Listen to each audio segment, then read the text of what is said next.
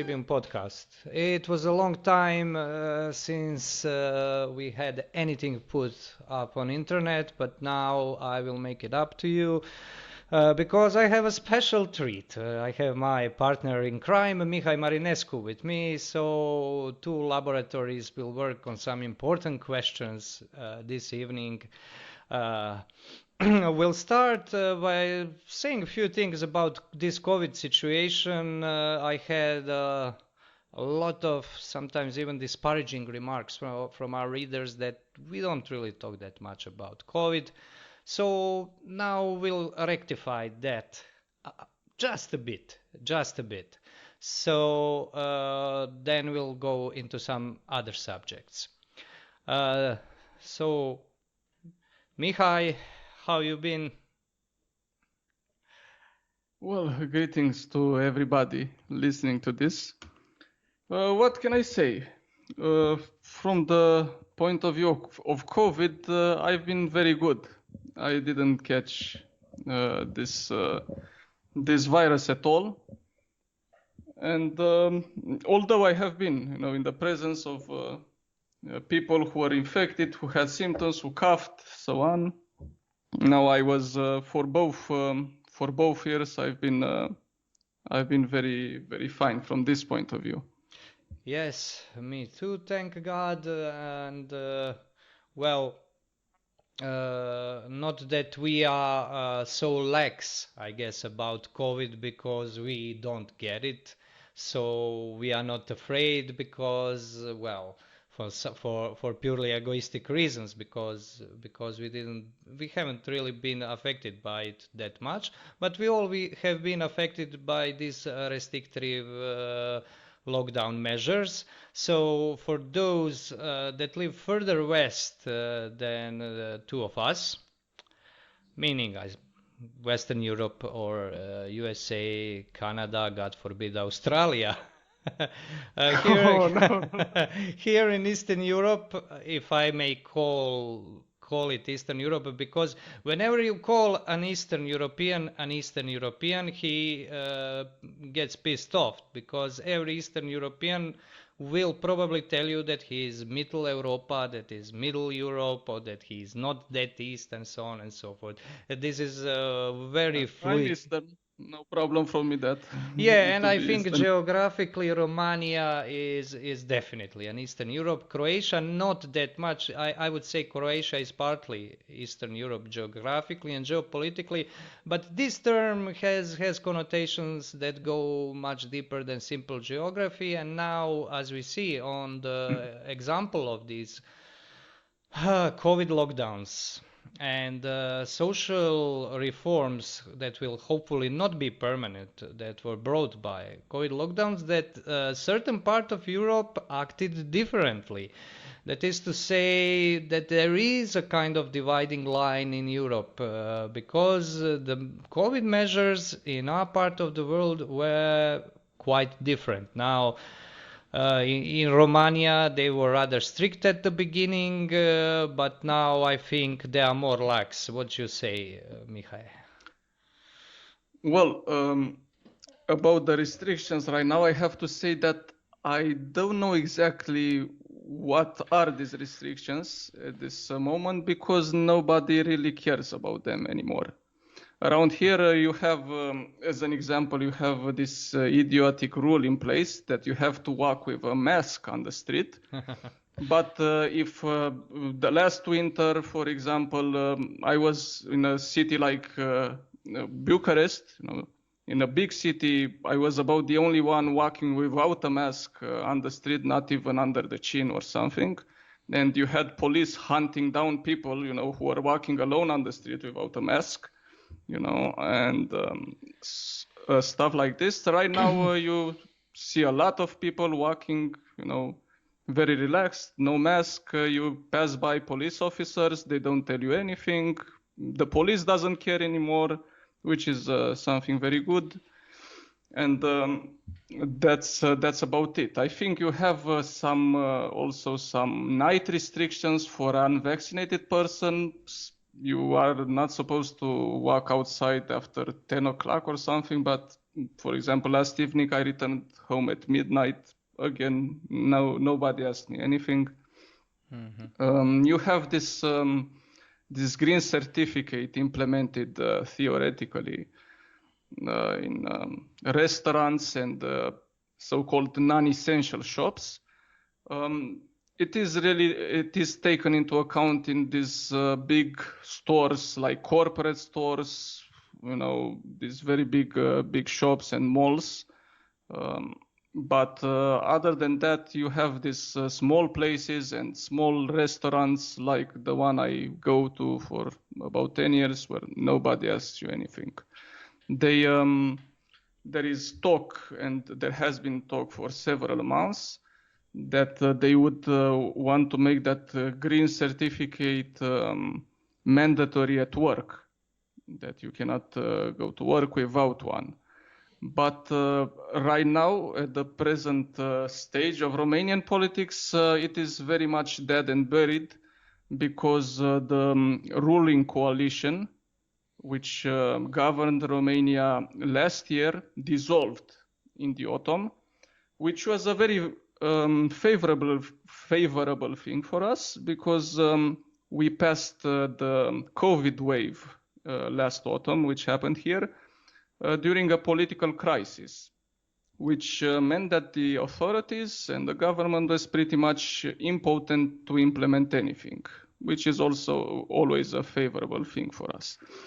Right now, we have a new coalition, and one of the parties which is involved in it, which is actually the largest party in Romania, who has been the most in power during these 30 years after the revolution. Much of its voters, the majority of its voters, are against the restrictions and all this stuff, and they know very well that they must not piss off their voters.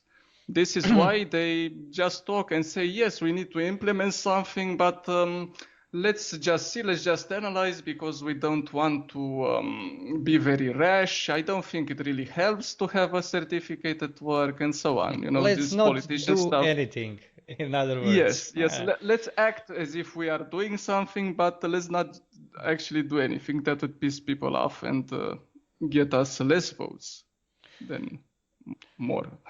Yeah, we in Croatia were lucky initially because we had some of the, I think, more lax regimes, COVID regimes in maybe in the world, not only in Europe.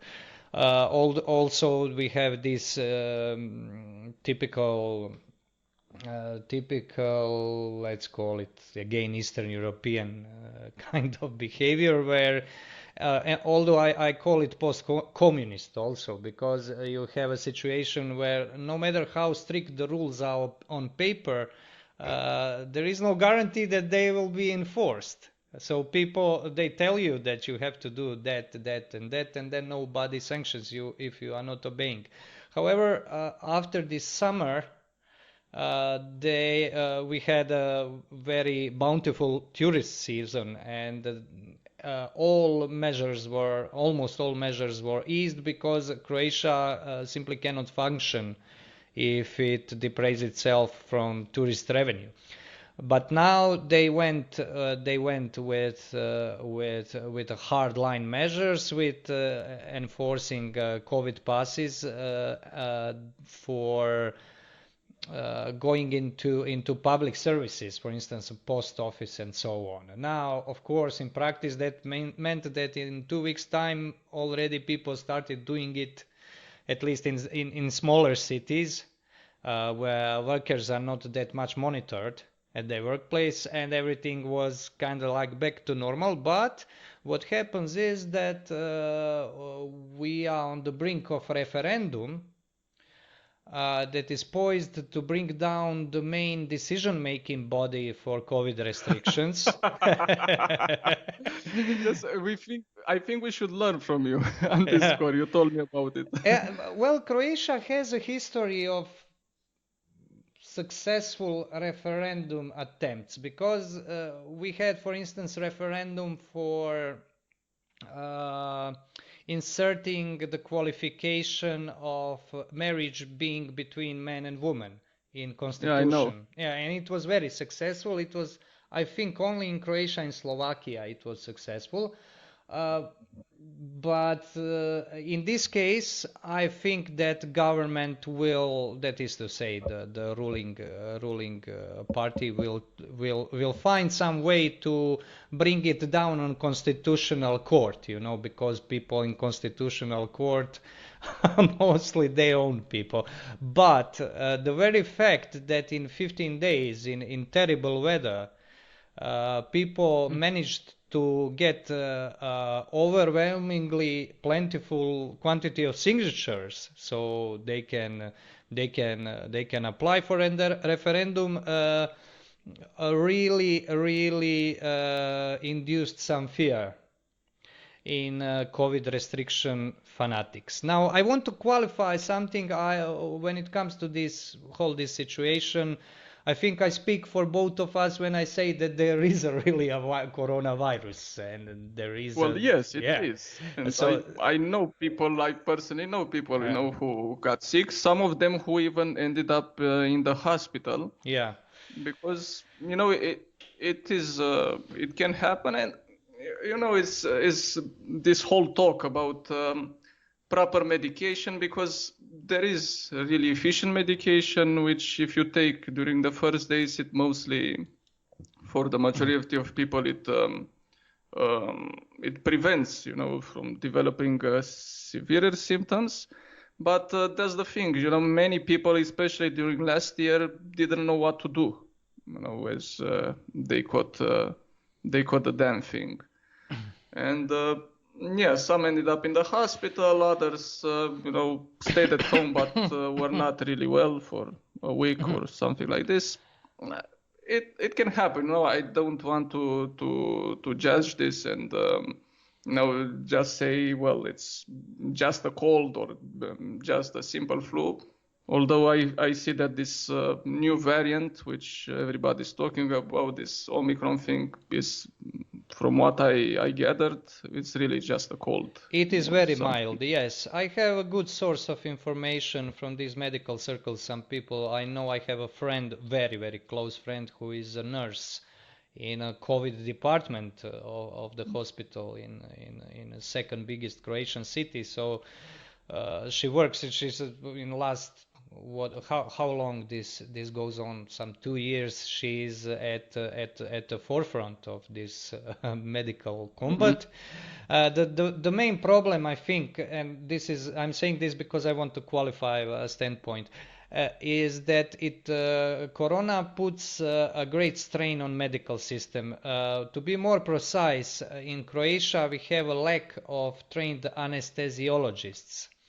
So, because those are people who have to work with respirator, I don't know what's the English term with that thing. That's that ventilator. Ventilator, yes. They're using it for those very difficult cases, which are, of course, not massive, but in terms of capacities of Croatian hospitals, they are.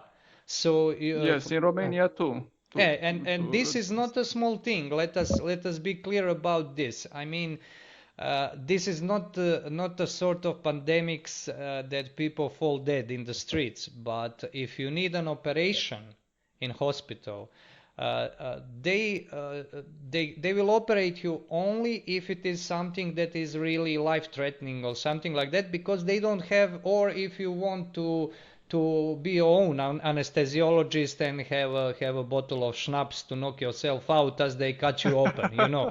So this is a real thing, and I understand, for instance, doctors are very pissed off at anti-vaxxers and such people. But this is not, of course, this is not about anti-vax. This is about these measures, and that's what I wanted to say, because you know, we're talking about okay, so the virus and the disease is something real, but what I point out to people, you know, the majority of these measures are either ineffective, you know, to combat anything, because people who so-called experts, who come up with them are usually disconnected from reality. Mm-hmm. And the second thing, other so-called measures are also not only ineffective, but they don't really have anything to do with the virus. Okay. Yes. So like this green pass has nothing to do with the virus in itself. It's just a political thing, a political invention. Yes, we have those COVID passes introduced. So theoretically, you don't have to get vaccinated, but you have to be tested every 2 days if you are civil servant, because you need them to enter the civil servant premises, but you don't need them to enter the hospital. So you can go untested in a hospital and infect maybe who knows how many sick people, sick with something else or debilitated in any other way, whereas you cannot go into post office. So it's completely idiotic. Everybody knows that. Okay, hopefully, Yes, it is idiotic, and it mostly targets people like you, like me, yes, who are like I said. So if you introduce a pass to go to work, you target people who are usually young people, who are healthy people, and who are least affected by this virus. Yes. While it doesn't encourage, let's say, people who are over 60, to get vaccinated, and who are the most vulnerable. Yes. Of course, this starting from the premise that this vaccine really works, which, as we have seen, at least during the time, its efficiency rate really declined radically in Western Europe. Yes. They have a shitload of cases right now, and they have over 80%, some countries over 90% vaccinated people.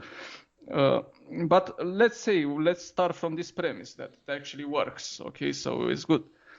Okay, so the people who are the most vulnerable and who should consider the most taking the vaccine are not in any way encouraged by this pass, by this measures. So you only target those people who least of all put a strain on the medical system, which is completely idiotic, and which, without getting into complex conspiracy theories, I don't think it is just about stupidity. I think it is something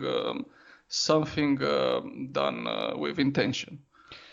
Yeah, partly with intention, of course. Although, both yours and mine government are doing things by following a franchise. They are not. Yes. They are not inventing this. If it No was, doubt about if it was of their choosing, I think even ruling political body in Croatia, ruling party and its subordinates, would not do this because it doesn't suit them that well.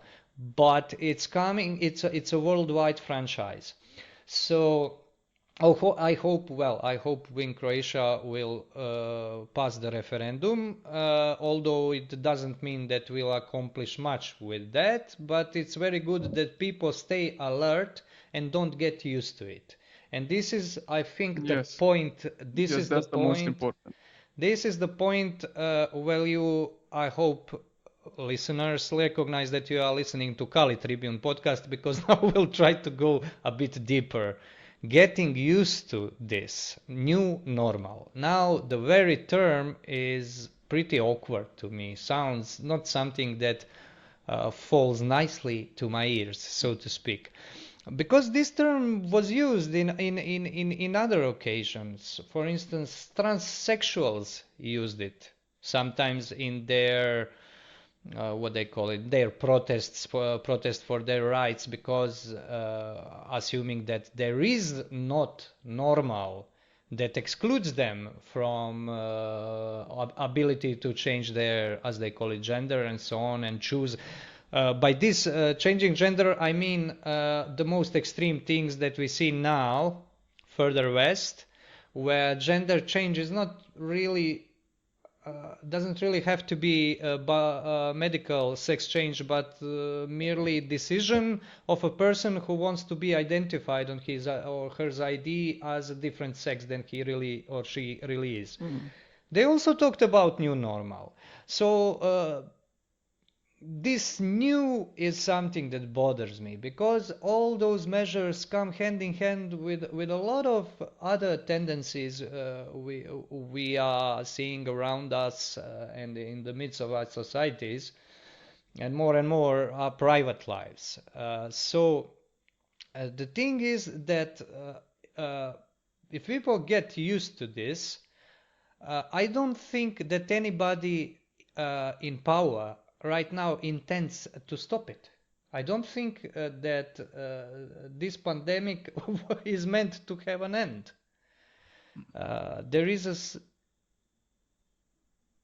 Yes, well, the thing is, the pandemic, after all, it's an objective thing. Yes. Okay, so there is this disease, there is a virus which is spreading, there are different waves of diverse severity, but we know from history that every pandemic has an end. After about 2 years, and I think we are entering this stage right now.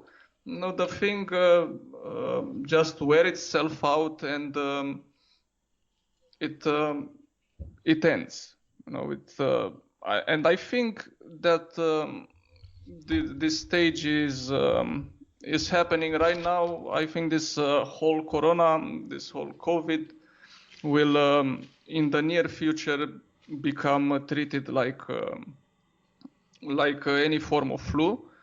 And I see this thing, I am witnessing this thing in certain countries. I read a news article today that in Spain they have decided to no longer count all the COVID cases. They just count the severe cases, and they want to start treating the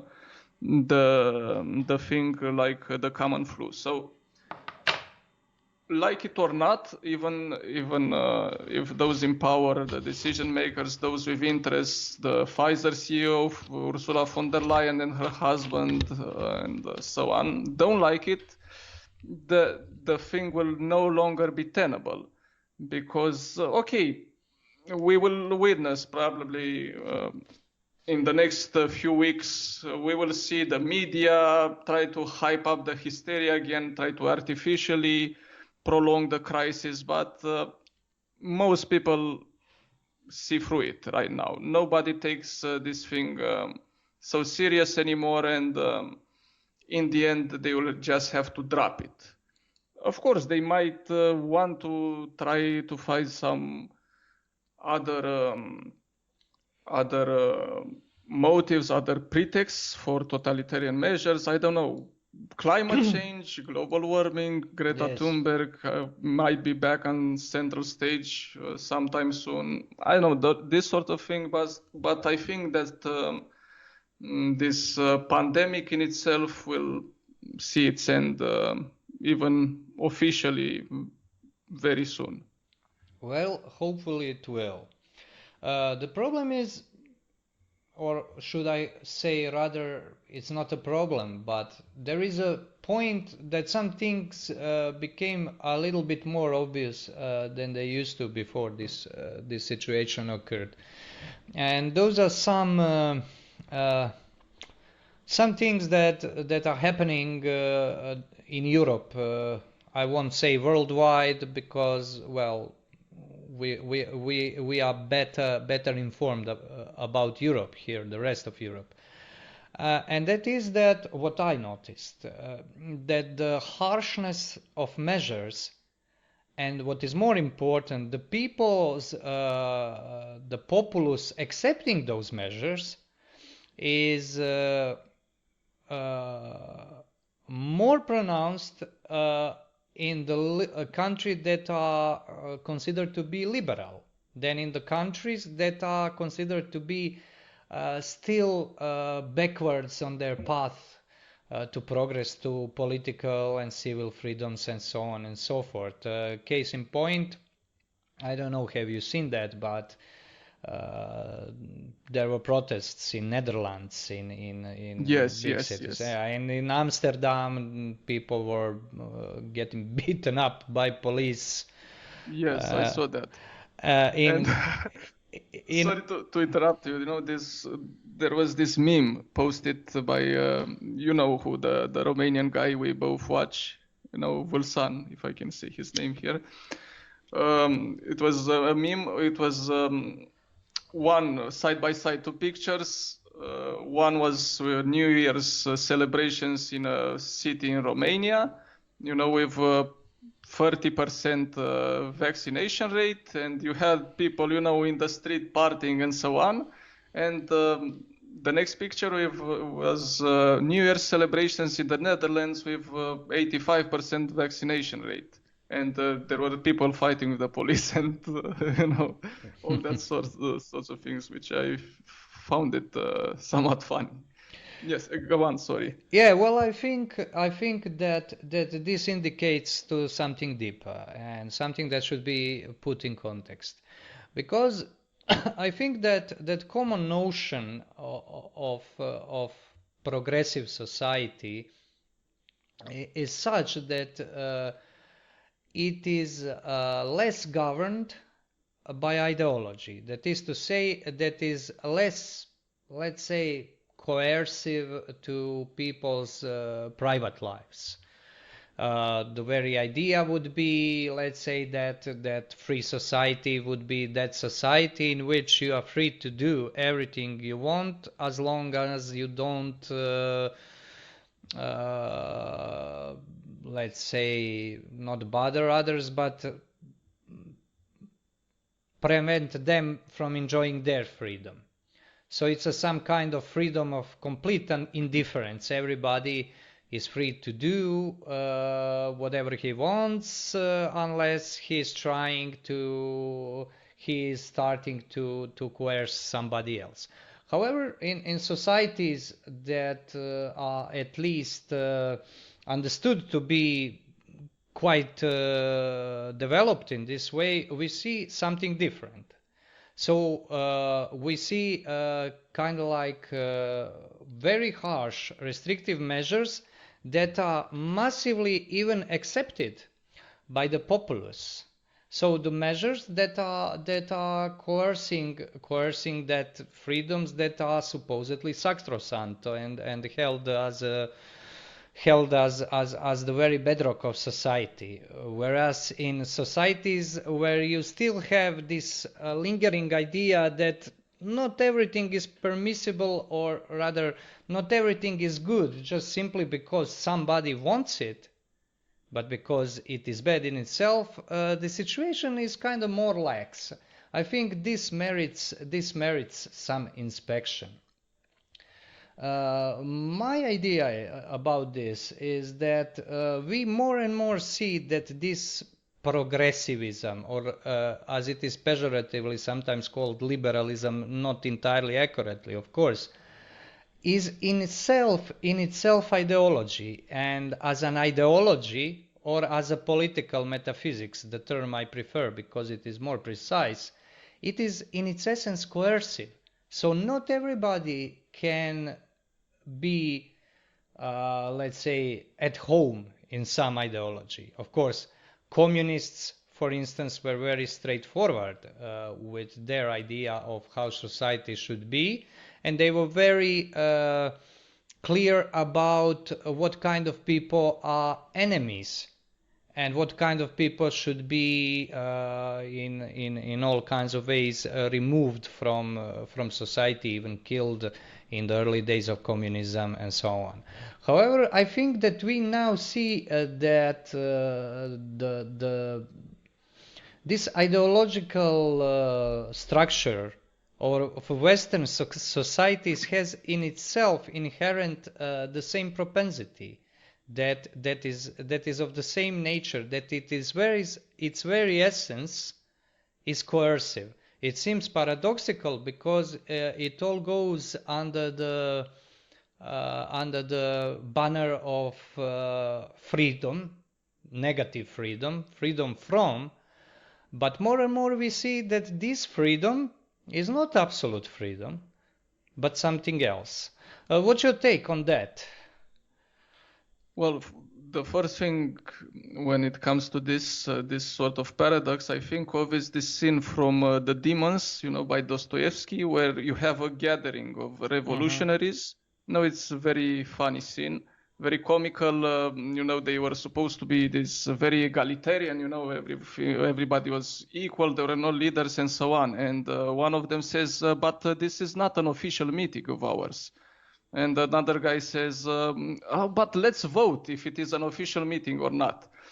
So, but, you had these revolutionaries who were each presenting their ideas for the ideal society. And you have one character, I forgot his name, Svigalyov, I think. I could be wrong. It's been years since I've read the book. But you had him who says something to the extent, in developing my idea, I started from the premise of absolute freedom, and I ended with the conclusion of absolute tyranny. So, which is pretty telling. Now, why is this so, and why does it happen? Because we see that it happens, and even an example like communism, which you cited.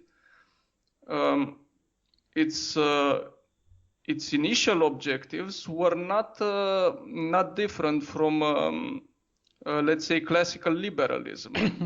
Their ideal society was a society free from politics, free from any coercion.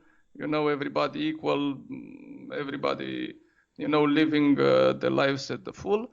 But what you have in reality, what you have implemented, the way they sought to implement this ideal society, we all know what it meant.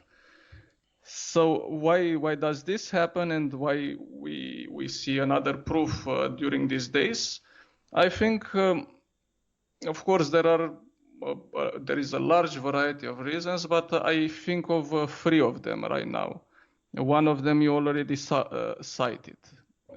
This is the idea of liberty as understood by modern persons in the modern age, and especially in this liberal model. You have liberty or freedom being equated with a complete lack of limits, because this is how absolute freedom is understood nowadays. And it seems to be obvious, but this was not obvious throughout the whole history of humanity. If we look at the ancient philosophers and also the Christian thinkers, and in pretty much every tradition, the idea of freedom is intrinsically tied up to limits. And this might seem paradoxical to some, but by limits we don't refer necessarily to something to something negative which prevents freedom, but to a framework in which freedom is able to manifest. Because for the ancient thinkers, for the church fathers, to be free meant to be able to do that what you are created to do, that what you are supposed to be doing, that which is in your nature. And for this, for this sort of thinking, for this sort of understanding freedom, you first of all need you have an objective principle. So you are not self-created. You do not define who you are. You are. You already are.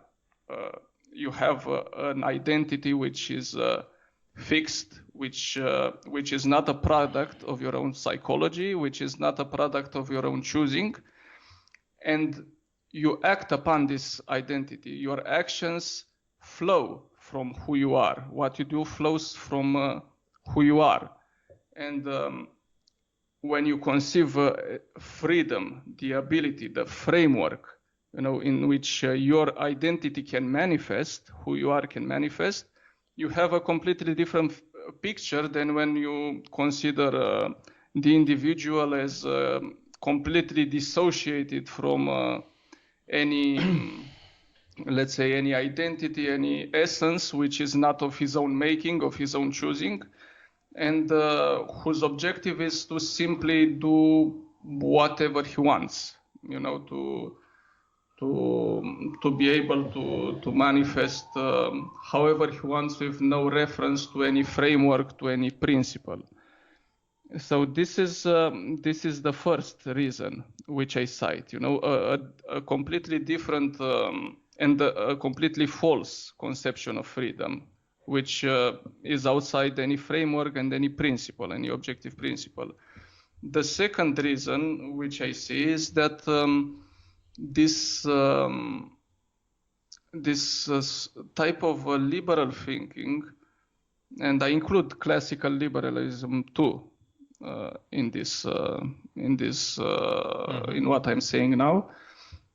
It is a completely rationalistic model, and as any rationalistic model, which only begins from the premise that people are simply rational and they act rationally in all situations, and so on, is that they completely discard the irrational, by which we mean the passions, first of all. Of course, there is the supra-rational too, but I'm not referring to that right now. I am talking about the passions, which are sub-rational and which are also part of us. So one such passion is, for example, the lust for power. Right? This is one passion. And in a rationalistic model, in which you say that people are, will always see what the common good is, and you'll always have people who, by reaching rational conclusions, will always choose that which is best for each one of them. You completely do not take into account these passions, which will eventually manifest.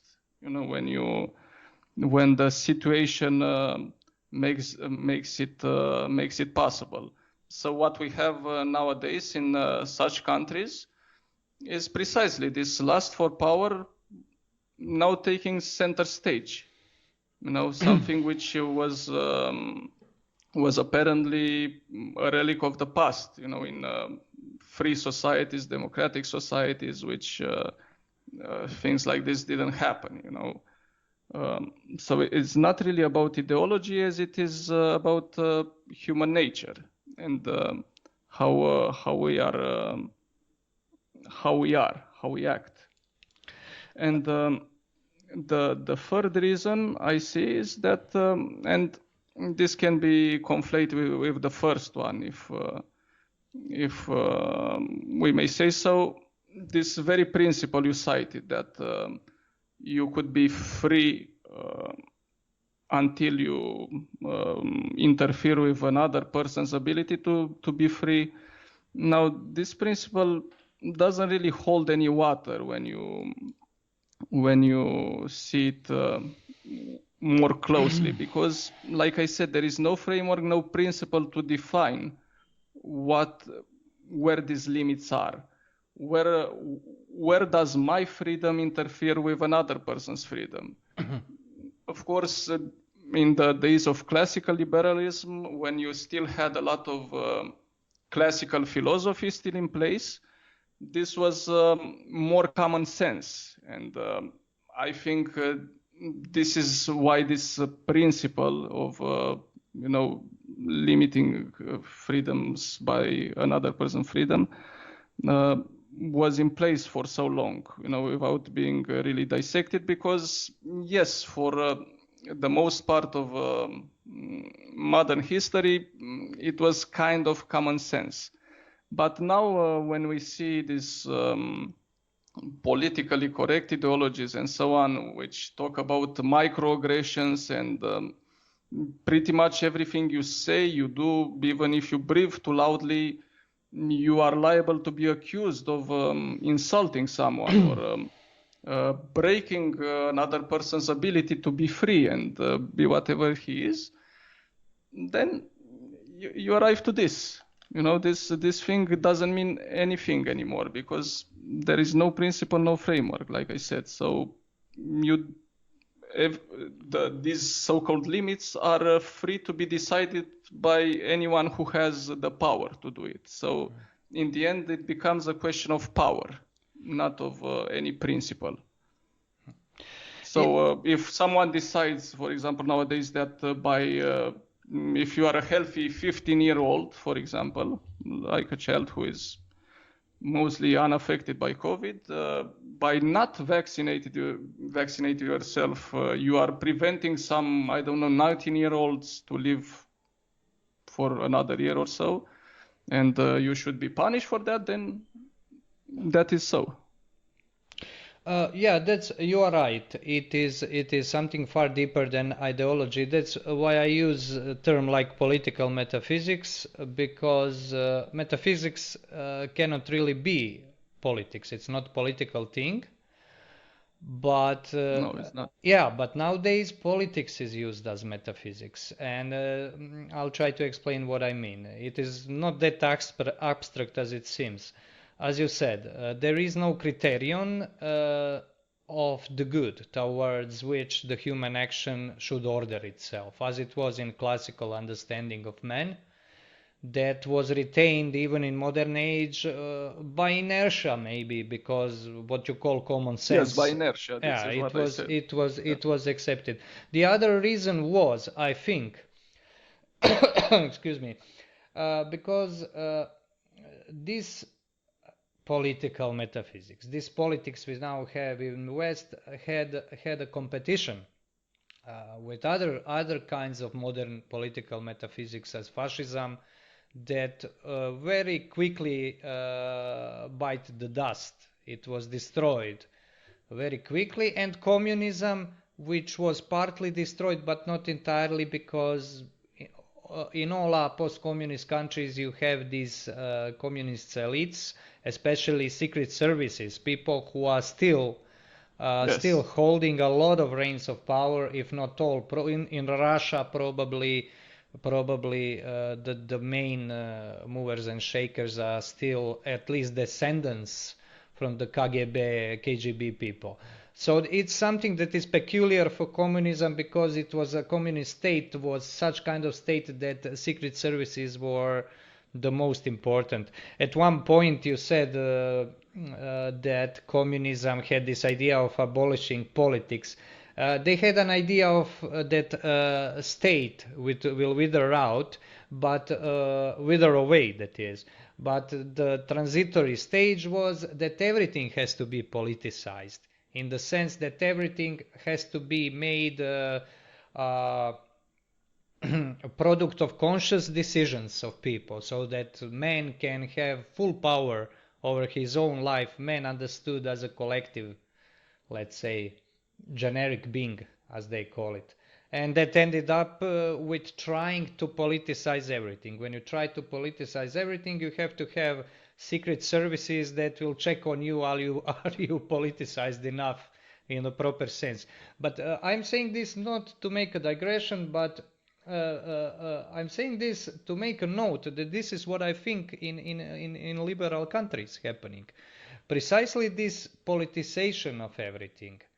Politicizations of things that are not merely private life but intimate life, because, for instance, sexuality and intimate relations are not merely private, they are intimate. That's something that is much deeper.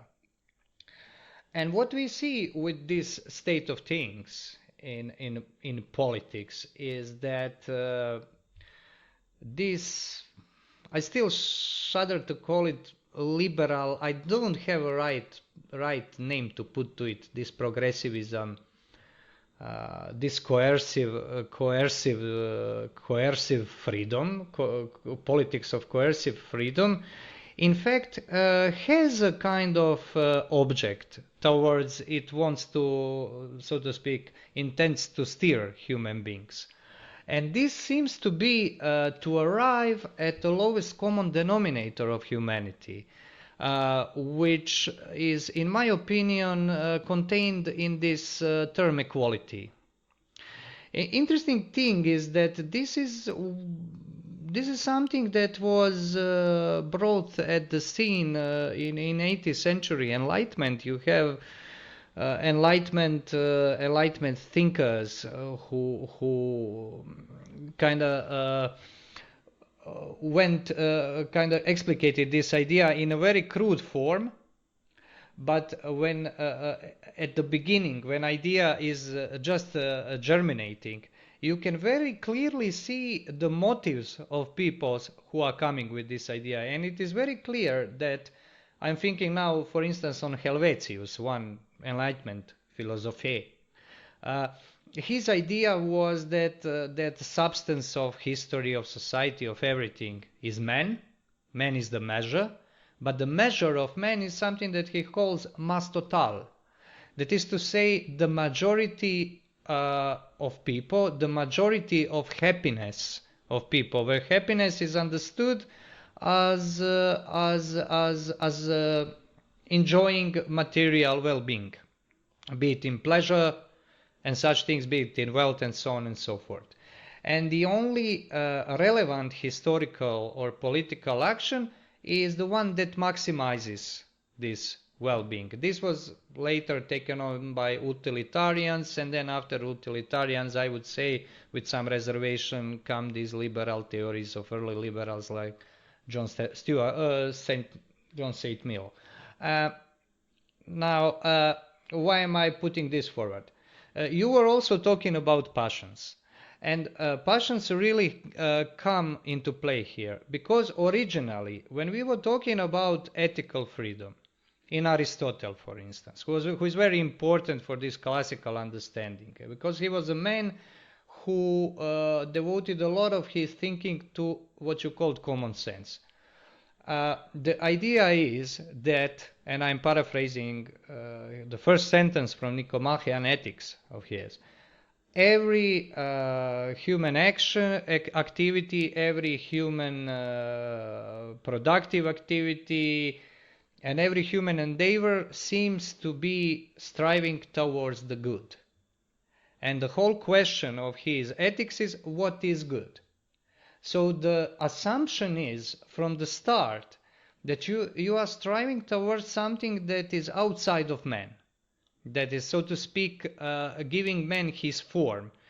Whereas in this idea, let's call it Enlightenment, early Enlightenment idea, the good and bad is in fact decided by pleasure and pain. That is to say, it is subjective in a most elementary way. In Aristotle, for instance, the freedom is not the freedom to do this or that, but the freedom to choose the right purpose of your action. For instance, in Aristotle, you are free when you are able to pinpoint between the middle between two extremes. For instance, cowardice and mad, heroic courage. Courage, real courage. Recklessness. Yes, recklessness. Great. Sometimes I'm at loss with English words, because I'm thinking Aristotle in Croatian translation and thinking even on this Greek word. Of course, the virtue of courage, Andrea, is the middle. So the freedom is the ability, God-given ability, of human rationality. But this is completely different understanding of rationality, because this rationality is an ability to intuit how to do not how, but what is the right thing to do. Not how, but what or why of human action. Whereas here we have an idea that the very act of choosing some action, regardless of what is the purpose of this action, is moral. And that society should indeed, that it exists to provide people with an ability to be free in this way. So what we have then? We have a situation where people are faced with progressive inflation of maybe even human rights, where you have, for instance, the right to internet as human right, all kinds of things that get invented as the time goes are starting to be pronounced as human rights, because the idea is that human rights has a human right and human freedom has to be defined. You have to define it for yourself. That is to say, it has to be defined by society, which represents human beings in general. And now you end up with a situation that you have so many options that you have to have some kind of central bodies that will define what is good and what is bad, what can be done, what doesn't have, what must not be done, and so on and so forth. And this goes into infinity. I think we are coming into a situation when this runs into this contradiction, that it is impossible to act in society without somehow interfering with others, because by definition society is a nexus between people. You are never alone in it. And a very good example of this is this gender politics, this politics of dissolution of, in fact, dissolution of inherent human duality. I remember when gay marriages started to be a thing in my country. Before that, it was only a rumor. I mean, we heard about it and we thought it was a joke. Nobody understood it as something dangerous, or we just thought, well, that's something that people do as these richer countries with nothing better to do invent that kind of crazy things. So why not do it? Why not let them do it? Why we bothered with it? But the trouble is that once you understand that marriage, for instance, cannot exist if you have gay marriage put in a legal framework, because they have to be equal. Gay marriage, if gay marriage is the same thing as heterosexual marriage, then heterosexual and homosexual as qualifications have to be erased, because they wouldn't be equal. You cannot have two marriages. You can have only one. And then you realize that this couldn't have been done without coercion on people who are, let's say, the common word is traditional. The word I'll use will be normal, who are not trying, who are living in this mainstream of humanity, conditioned by, well, human nature. So in this sense, it seems that everything that is a social action has to take account others. It cannot be a private action. But what is interesting is that we are sold on the premise that every radical social reform is for certain group of people, and that it doesn't touch the group of people you belong to. And more and more this goes into dissolution, and now we have a situation that the same people who are, or the same bodies that are implementing such reforms are now, let's say, taking into their, let's say, political executive control even these coercive measures about pandemic, where all of the sudden, they are without a blink erasing all elementary civil freedoms by decree for almost no reason at all. Take example of New Zealand, where this summer the whole country went on lockdown apparently for only one case of corona. I couldn't believe it at the first, when I first heard it. I still have some reservations, but I read their mainstream official, let's say, media sources, and it was really the case. Now, how can this come about? Because this is in complete contradiction with, this is something that could not happen in a communist country even. That they would not do this, something like this for such a minor thing. So I think when people today are observing what's happening around them, and I heard many say the world has gone mad, meaning by this the things like these extreme lockdown measures.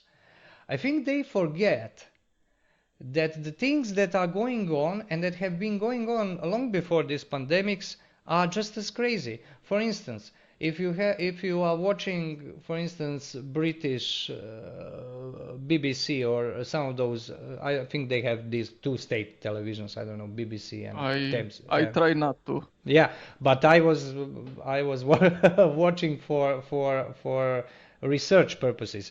You have debates between, I don't know, radical feminist and transsexual so-called women who are debating whether a man can become woman or woman is something that is exclusive for biological women and so on. And this is a serious discussion. Those listening to us don't see, but we are laughing now. And this is something, this is something that people in the West cannot laugh anymore, because this is completely normal. And this is also a new normal, because I, for myself, remember the world that these things were, I think, almost unthinkable, at least for the mainstream of societies. So these measures and this crisis fell on very fertile grounds, and it kind of like showed and brought to the fore some things that were not as explicit as they are now.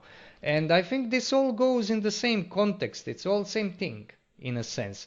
In a sense that it is a new normal, therefore not really normal. If you have new normal, then you used to have old normal.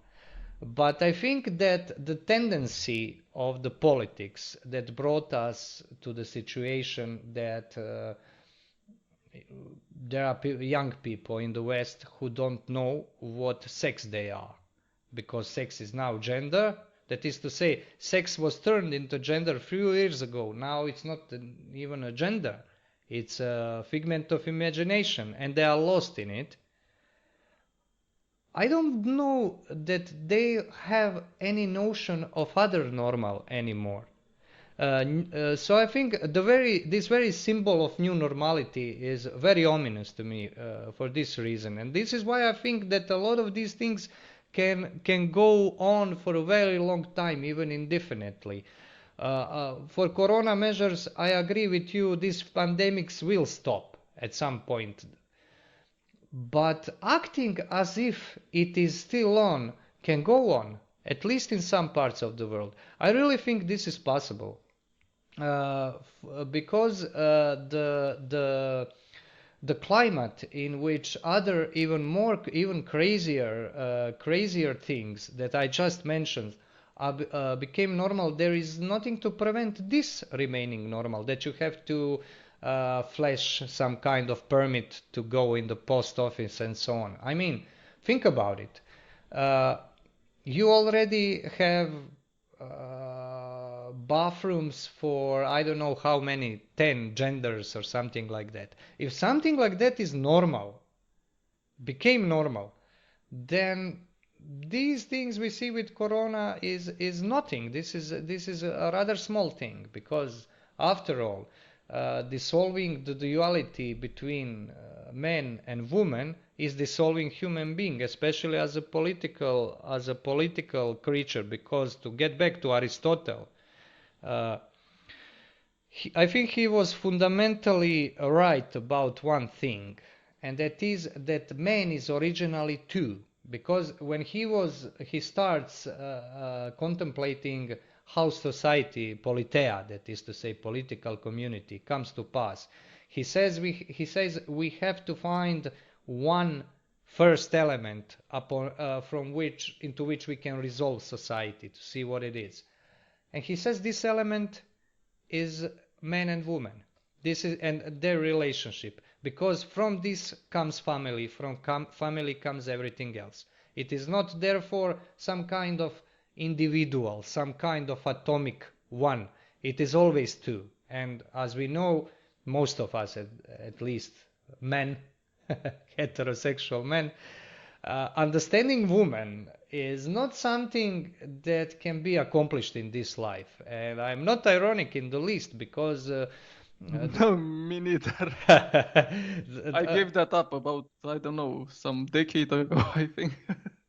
It took me longer. I'm few years your senior, but growing up was a long process for me.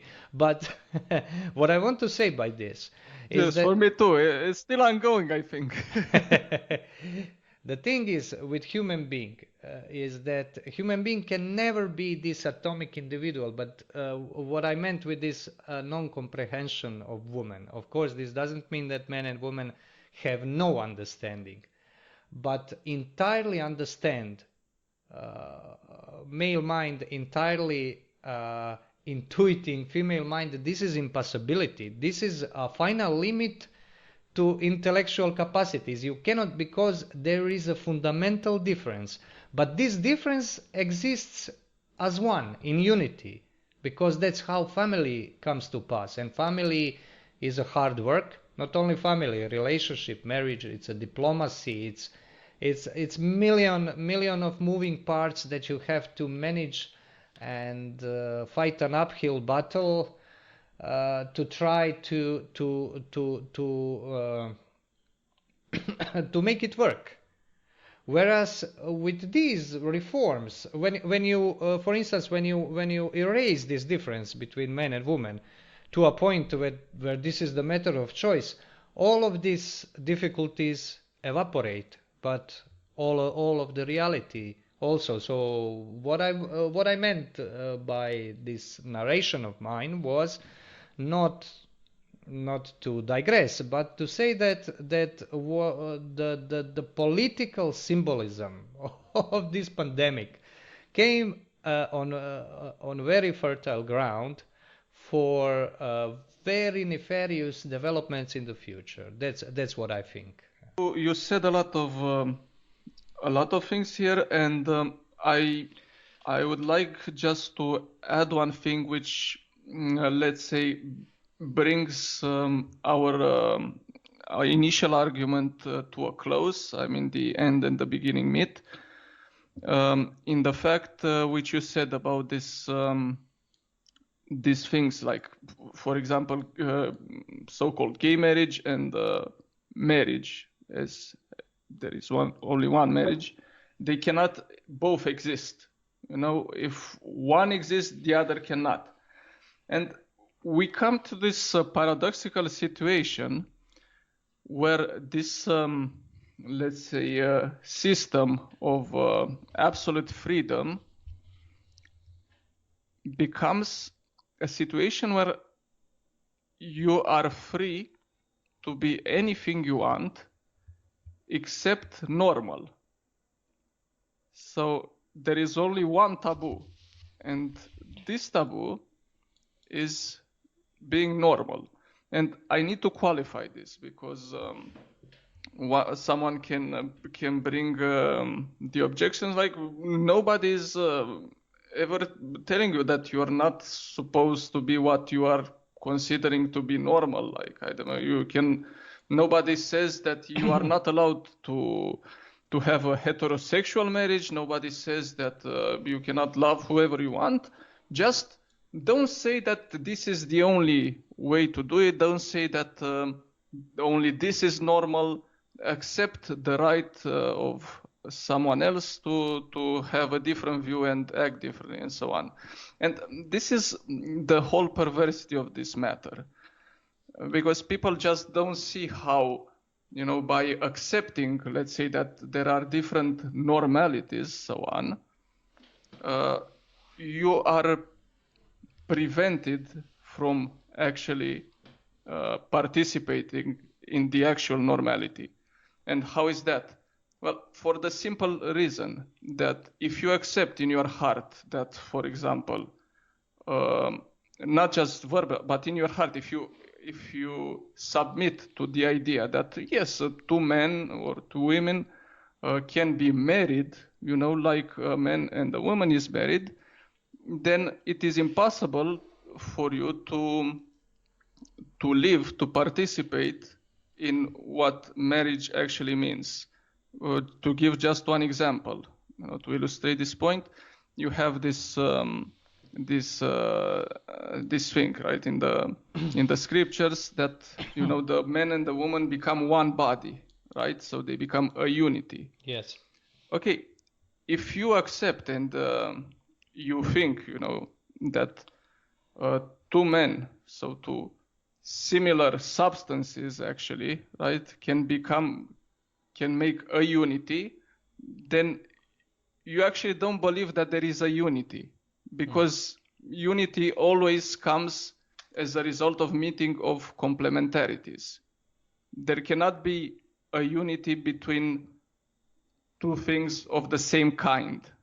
It's just, you can, if you put white and white, in the same place, you only get white. So there is no actual unity. There is a uniformity there.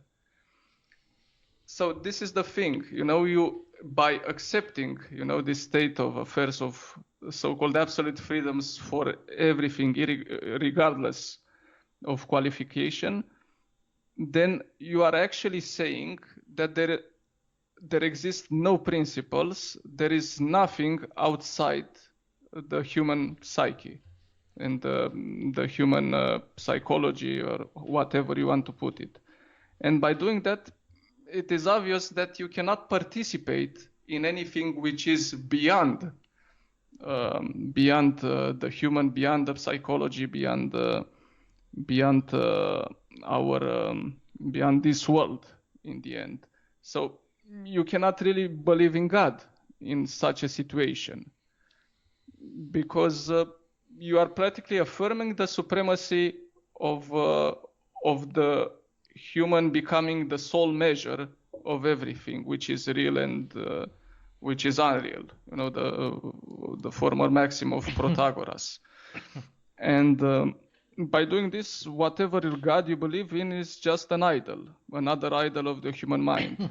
Is subjective to human mind. There is nothing real, nothing objective there. So this is the perversity. You have a so-called system of absolute freedom, the only taboo being that there exists an objective, a real, a transcendental principle by which something can be qualified. So this is the only taboo. This is that which you are not allowed to think or say.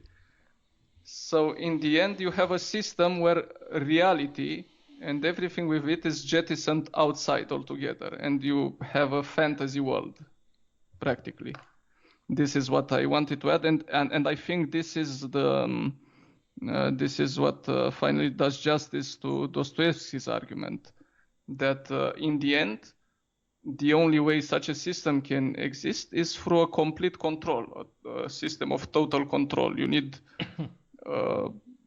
central authority, a supreme authority, to decide which is that which is true and that which is not, that which is acceptable, that which is not acceptable, and so on. So the system of supreme freedom becomes, in this case, the system of supreme tyranny. Yes, I would say that what you were just explaining was that could be summed up in the statement that This system that is based upon idea of absolute personal freedom is predicated upon the premise that you have to abolish the person, because homosexuality that is now already a phase that is not really politically interesting in the West, because it is already accomplished. Now it's going further into abolishing of sexual difference altogether. Is it identitarian in the sense that it excludes other, because otherness of men and women is something that is irreducible. Men will always be something other to women. Women will always be something other to men. Yet, as you said, they can be the very idea in Christian marriage, in marriage of sacrament, is that they are becoming one through this action of sacramentally uniting.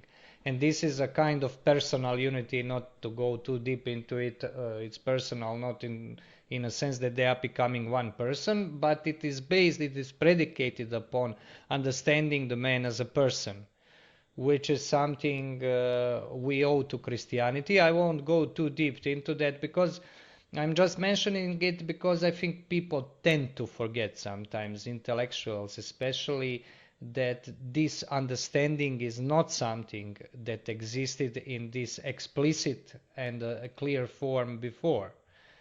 But yes. yeah, of course, this is a thorny thing. I wouldn't go into this because this would require some preparation. It is one of the most difficult and most fascinating subjects we can talk about, but this subject cannot be talked about from purely philosophical or even intellectual point of view. It requires a reference to well, to put it bluntly, mysteries of faith. So it has a throughout history.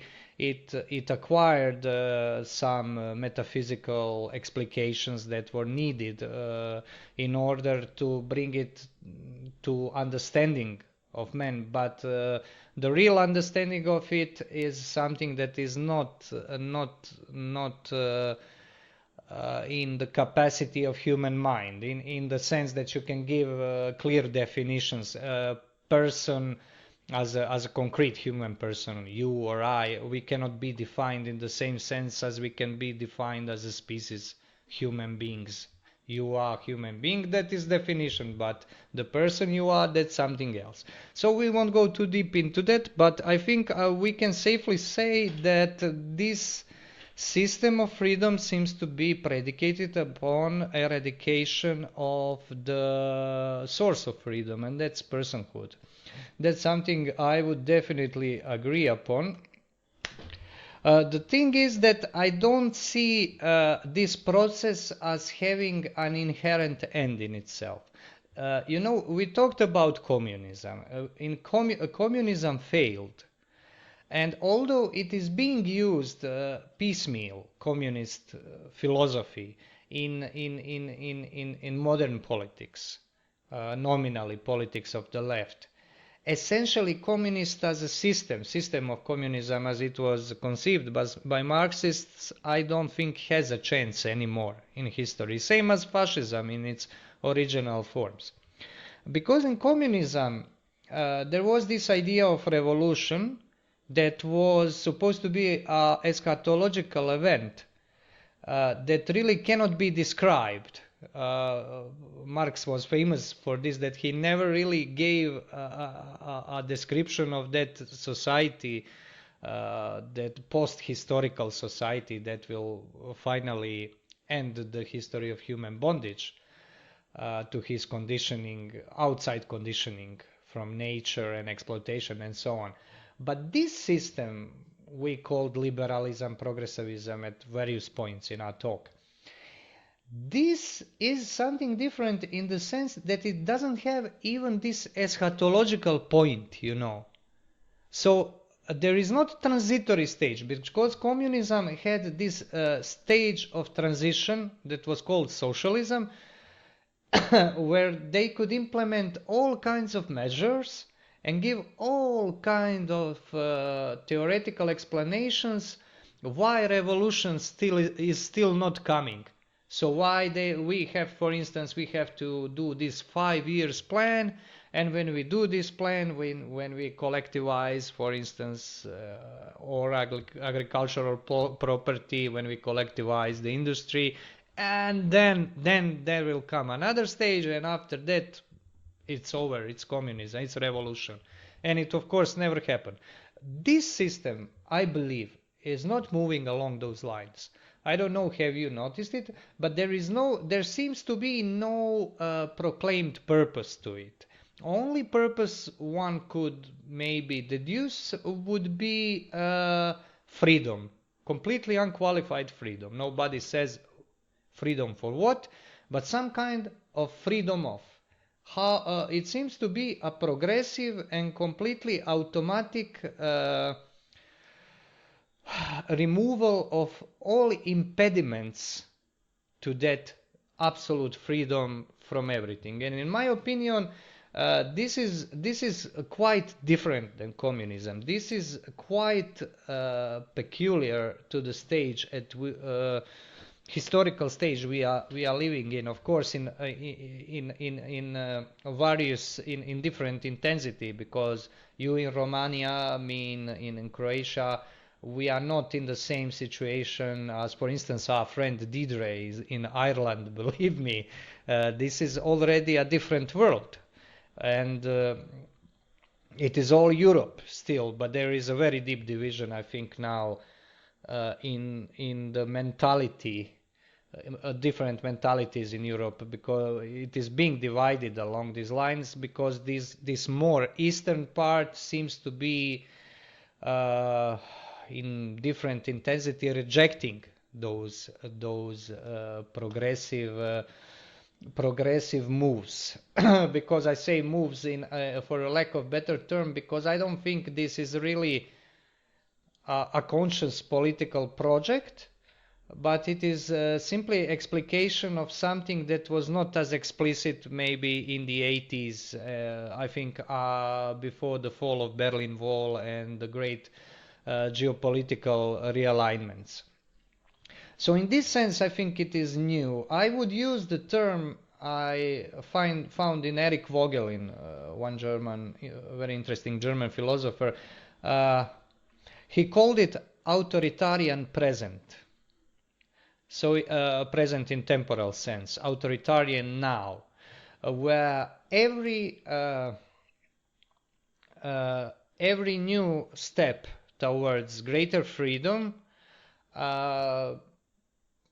annihilates all past steps or considers them to be irrelevant, and always measures them on itself. A good, very good example of this. According to the present stage, yes, in the present moment. As present moment, yes. A very good example of this is that common lamentation you probably already heard numerous times. How can this happen in 21st century? When somebody says, for instance, I don't know, where some backward idiots like two of us talk against gay marriage. How two guys can in 21st century can talk about it? I remember when people were saying how something like this can happen in 20th century.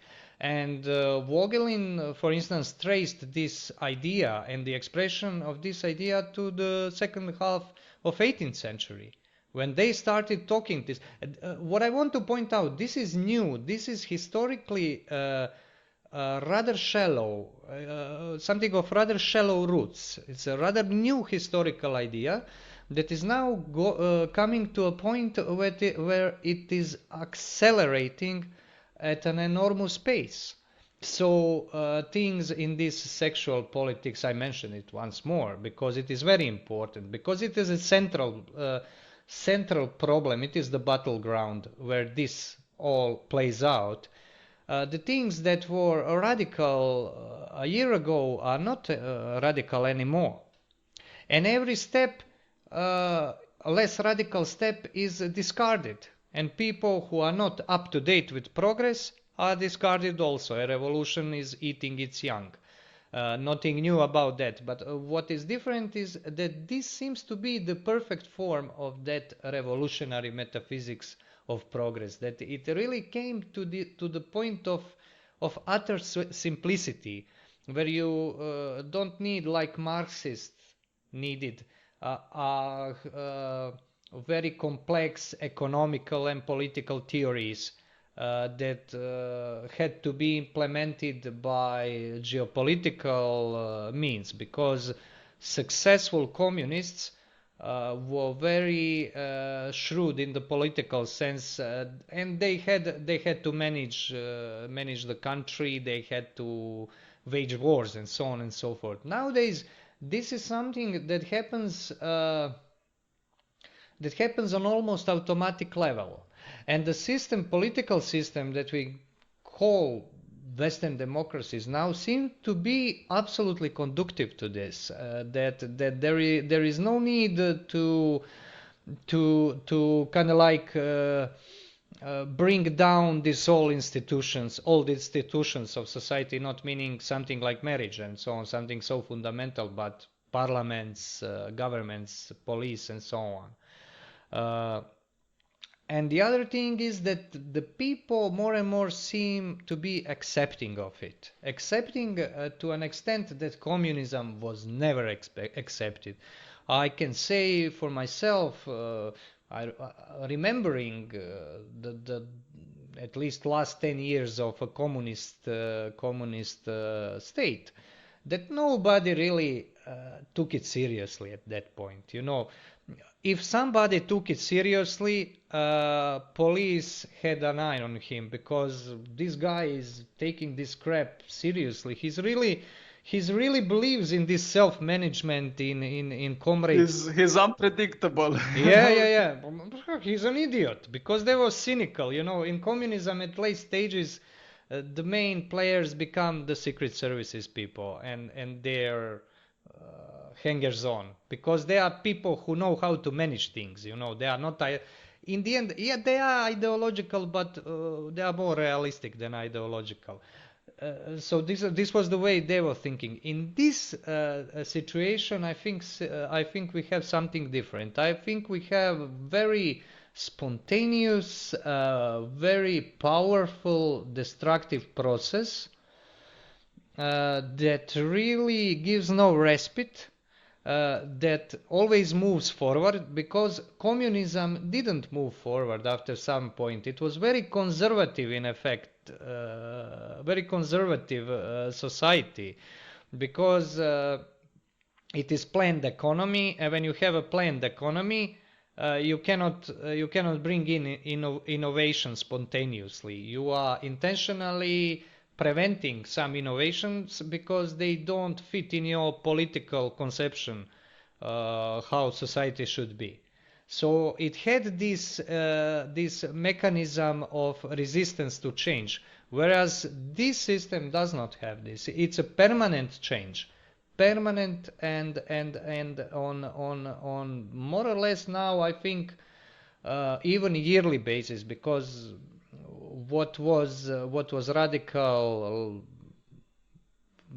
1 year ago is not so radical anymore for you and me and some people listening to this. Maybe yes, but for a great masses of humanity, at least in the Western world, it is not. So I think we are dealing with a rather specific phenomena, not really understood yet properly. Well, I think you pinpointed one of the most important aspects in this case. Precisely the lack of any principle. Because you said communism, okay? So communism was a very defined ideology. Okay, so it was an ideology defined. It had a worldview, which was properly defined. It had a theory, or a system of explaining how history works, how societies work, how people work and so on. Of course, they were all inverted and perverse and insane, but it existed. So there existed a principle, let's say. And when there is a clear definition, a clear principle by which something defines itself, then you also can build up an opposition, right? So we are against this ideology. We are against these persons who are holding this ideology. We are against this form of government, this form of mentality, this form of worldview, which is promoting this ideology. But in this thing which we are witnessing today, precisely, there is no principle, no outspoken principle. There is no outspoken worldview. So there is practically no worldview. There is no defined stage or defined point towards which we are striving. And for this reason, why is it more perverse? Because you also cannot have an opposition, a proper opposition to it, because you cannot fight something which is not defined or not pinpointed, which is unknown, which is fuzzy, which is abstract. For example, we see, and we have to recognize this, we see in the Western world. Today we have, I think there is an argument to be made that we have some shifting sands in that there begins to be an opposition to this woke ideology, to this political correctness and so on. However, one thing we can notice is that this opposition is very also it lacks a principle, in that by fighting something which actually has no principle, there is no, let's say, long-term goal or no clearly defined strategy. What people are doing, in opposition to this, is they are pinpointing some very temporary, some short-lived and short-term things like political correctness or woke ideology or Black Lives Matter, or I don't know what. Okay, these things can be somewhat defined, can be, they exist in a certain context, in a certain space and time and so on. But this whole thing, this whole worldview or anti-worldview which you just described is something which is beyond these things, which is greater than what can be defined as political correctness or woke ideology or Black Lives Matter and so on. And these are just instances, and they are temporary. Today they exist, tomorrow they can no longer exist and be replaced with something else. Another thing about the reaction to this thing is that it is purely, let's say, instinctive, or okay, today we have this dissolution of genders. So they react to this and they say this is going too far, this is insane. Okay, but when was it too far? So can we say that, I don't know, gay marriage is not so far, okay, something acceptable, and this dissolution of genders is one step too far? So where do you draw the line? Which is the principle on which you act? And this is the thing, the most important thing in this whole equation is that, as Solzhenitsyn says, the dividing line is not between parties. It's between, it goes through each man's heart. And this is the thing. Many who are resisting this also accept parts of it. Yes. They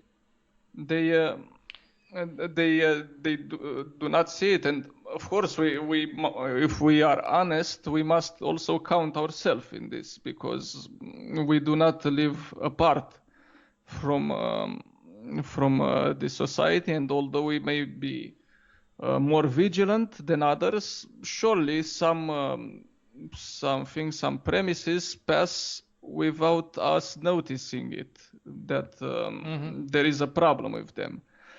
So it really becomes, up to a certain point, political definitions become meaningless, and we pass into something others. You are trying to fight a disease which you cannot really define and which you don't know what it is. You see certain instances of it, but those instances are just particulars. The general framework always evades you, always escapes you, and you cannot really point it out. And the worst thing in it is that you also carry parts of this virus in yourself also. And this, of course, influences the way you are reacting to that which you don't know. And this is why it is very problematic. This is why I don't think that you can have a proper reaction to this in the political sphere. And here we pass on to a different level, a level which is inevitable at this stage, that which is the level of symbolism and archetypes. And you have, of course, I always have a problem, when I cite things like the book of Revelation, because I don't want to sound as some American Protestant, who calculates the apocalypse or something, from the Bible Belt and so on. But it is this symbol, of the beast and this whore of Babylon. So in this symbol, what you have is the living together, side by side, of absolute freedom, this chaotic freedom which you talk about, which is this whore, and the system of absolute control, which is the beast. So I think why I'm saying this is that what we have been saying so far cannot be actually resolved and on the political and social sphere. Because with communism, communism also has nothing which exists in this world, in history, in society, can be separated from the religious, the symbolic, the archetypal. But communism is a phenomenon in itself which can be isolated, into the historical and social and temporal, and you can treat it as something like this, something which can be clearly defined from this point of view. But this thing about which we are talking right now cannot be exhausted, or not exhausted, cannot be treated solely as such. Because today you hear people talking about woke ideology. Okay, woke ideology is simply a rebranding of political correctness. Before political correctness, there was something else perhaps. It doesn't matter. This rebranding and this daily update, to say, of terminology, shows that we are dealing here only with transitory forms, which are manifestations of something deeper and something which, like I said, cannot be treated solely as a social, political, and historical phenomenon. So it cannot be treated like the ideologies of the past. You cannot contain them in a history book. If you were to write a history book about this phenomenon, you wouldn't know what to write about. So in the end, you would just write about some transitory form. There would be not a historical book, let's say, which would treat the phenomenon of fascism, of communism, and so on. Yes, it can't be, not only that it cannot be understood in political framework, it cannot be conceptualized. because this seems to be a kind of a movement or act towards complete negativity. And such act cannot be conceptualized because it is contradictory in itself. You cannot have contradictory concept.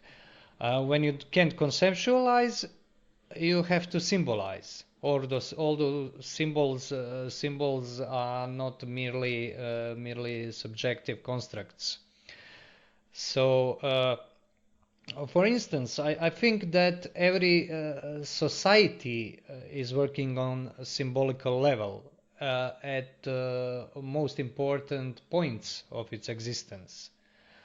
But there was a time, of course, when this symbolizing activity, let's call it, that is fundamental to self, kind of like self-understanding or a legitimizing of society, was some kind of relation towards the divine, not necessarily towards God in Christian sense, because I'm talking about societies in general, but towards something that transcends society, history, world, and so on and so forth. By this I mean principles upon which society is built, understanding of man, what man is, I don't know, of laws, how laws come about, and so on and so forth.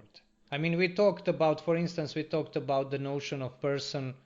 Person, I would say, is not something that can be conceptualized. It is exemplified. It is exemplified, for instance, in Jesus Christ. And now I'm not saying this simply from my faith, although I could do that also maybe. But I'm just putting a logical consequence of the very notion of person. It is such that it cannot be put in an abstract concept because it is too real.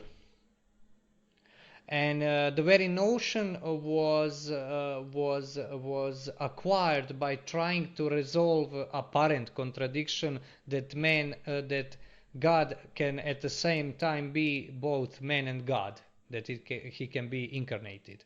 The incarnation is something that can be presented to human understanding in this world, at least in this life, let's say, only as a kind of exemplar. It's more something you see, in a sense, not even see clearly, but something you kind of grasp through action of the person you are thinking about. Because you have, for instance, just to give an example of the whole drama of Gospels, is a kind of exemplar what it means to be what is incarnated God, who he is. And we are talking about who, not about what. So this in itself, when it becomes the bedrock of society, of, for instance, Christian society, is symbolized in the sense. It is kind of, those are things that are always at the back of our minds, that we consider a kind of common sense, the things upon which we measure when something is done good and something is done bad. But nowadays we have, in modernity, but especially now, there is this act of confining everything to history, that there is nothing beyond, and that there is nothing that cannot be conceptualized, in a sense, and that everything is immanent, and therefore it's a closed process. It's something that there is nothing beyond history, nothing beyond our subjectivity, that is, in a sense, that cannot be experienced by us and in some sense be in a relation to us and can be comprehended. Now people, I think you said that there are reactions to this progressive dissolution. are very piecemeal. Everybody sees one aspect of it, reacts to it, and then comes another aspect of it, and maybe he accepts this, like, because everything is piecemeal. They cannot grasp the whole thing. Well, one thing is that a lot of people don't realize that the whole idea that lies behind it, in the bedrock of this idea of progress, and this is the idea that everything is immanent, that everything is in a sense related to human consciousness, that there is not everything can be confined to a system, because a Yes. system is per definition something closed in itself. Yes. So that the system is absolute practically. Yes. Because I'm saying this, of course, and I saw that among your readers, among those commenting, usually there comes the objection, okay, but isn't religion such a system? No. And of course, a religion can become a system when it fails to live up to what it is supposed to be. But the true purpose, let's say, of what we say about dogma, for example, because people to understand dogma as a system, as something closed, as something which encloses essentially. But I think I did write in one article on your website, dogma is simply it's simply a way of putting limits, in that its main purpose is to direct, Guideline. is to direct towards the right path, towards that goal, and to, let's say, put a limit to that path which leads into nothingness practically. Yeah. So the difference between a system and what we call religion and symbolism is that, well, the symbol and the dogma and these things are not to be understood as ends in themselves. They are vehicles through which one is led outside, let's say, of this sphere, this outside of history, outside of the temporal, let's say, towards that which is eternal. And its main purpose is to open up, let's say, to open up to lead the person towards the infinite, practically. Yes. The system, its purpose is to completely enclose, is to trap, is to set in stone, let's say, is to petrify everything. And when a system loses all connection to that which is outside it and becomes this self-referential thing, then the paradoxical thing which happens is that this system who is supposed to control everything and to enclose everything which is, to define reality without a rest, without anything outside it, then it ends up not containing anything anymore. It pulverizes everything, every concept, and that it ends up containing something which it does not actually contain, it does not actually grasp, it becomes a very fluid thing which can be everything and nothing at the same time. It is a little bit difficult because I have to intervene a little to say, for example, the two of us, of course, we practically think the same, and we have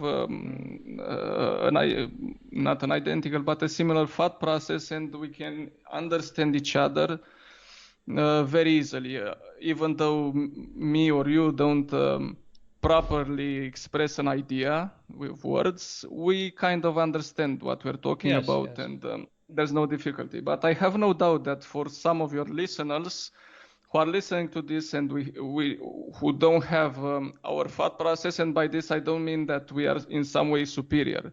No, but I'm saying that people think in different ways. You know, some have a more artistic Yes, way of yes, yes. expressing the same idea. Some, like us, you know, are more philosophically prone.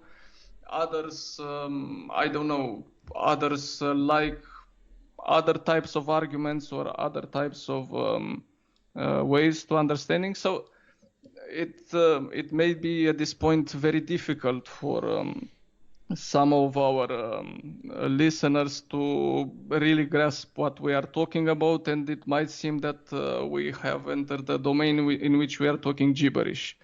No, but and I'm not proposing a solution to this because you know, people are different, and you really have to find a way in which uh, to express something so that it speaks to that person in particular. Of course, when you have an unknown audience, that is impossible. But the best thing we can do is try to illustrate what we are talking about. Yeah.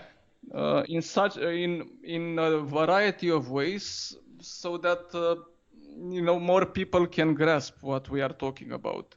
Because in the end, when and this was pointed out by a French philosopher, contemporary. Well, he's no longer alive, but Jean Borella.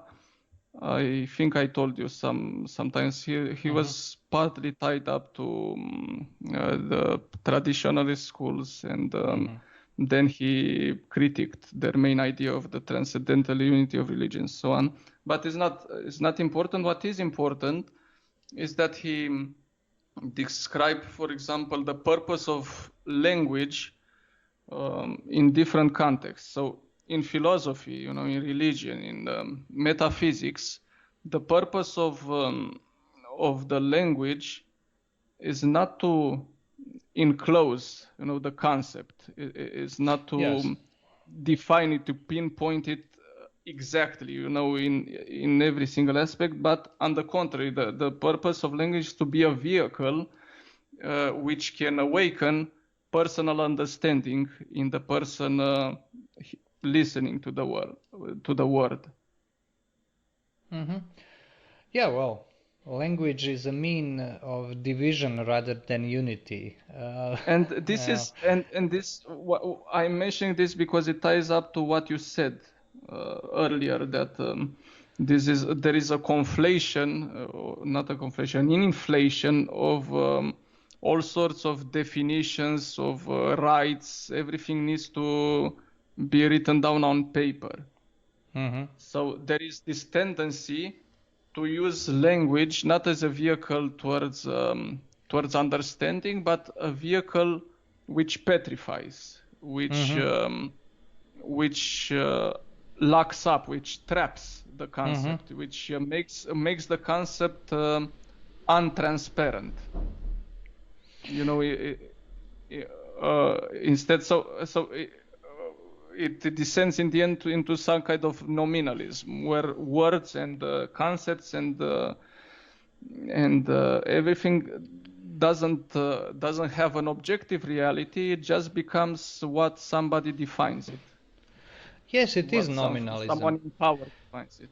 Yeah, it is a kind of magical nominalism where the idea is that these words can produce reality, and this phenomena we were talking about for past almost 2 hours partly is precisely that, because the very idea that you can eradicate sexual difference by decree is a nominalism where at least original nominalists like William of Ockham at least nominally believed in God. He said God can by decree change everything because nothing has an really inherent nature in a true sense. But this is completely devolved into into human subjectivity. Yes, the system is the right word, and I do belabor this point often in my work, in writing and so on, and it's not very, I know you are right, it's not always very easy to follow, because this is systemic thinking is very prevalent, and people don't notice it. For instance, people who write, very respected scholars who write about, for instance, ancient medieval philosophers, and then when you see them using the word system for Plato or Thomas of Aquinas or somebody like that, you can see that everything he'll write after that is very suspect, because he's missing the main thing. He's missing the point. Missing the central point. Yeah, that's something. I mentioned Thomas Aquinas, this concept, his notion of being, which is not a concept, but reality that can be understood. He always, when he tries to explain what is it, he just starts using the term light. He uses the symbol, because this is a light in which energeia, in which everything is immersed. That cannot be, that you need special activity throughout life to become aware of it, but it's always present. This cannot be, a lot of scholars were studying him for decades, and just don't see that this is the central thing. Everything comes from this.